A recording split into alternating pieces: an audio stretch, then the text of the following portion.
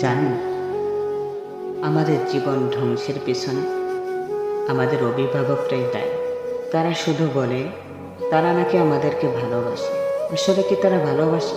যদি তারা ভালোবাসতো তাহলে তো তারা আমাদেরকে জাহান্নাম থেকে বাঁচানোর জন্য সংগ্রাম করত।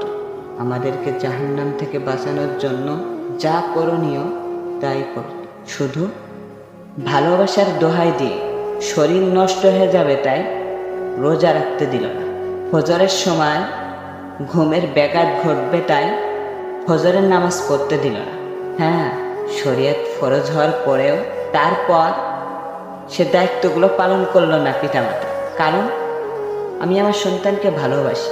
বাস্তবতায় এমন বোঝাতে চাই, আল্লাহ এবং রাসূল সাল্লাল্লাহু আলাইহি ওয়াসাল্লাম থেকেও আমার আপনার পিতামাতা আমাকে আপনাকে বেশি ভালোবাসে। আসলে মা বাবা এটাকে ভালোবাসা বলে না, বরং তুমি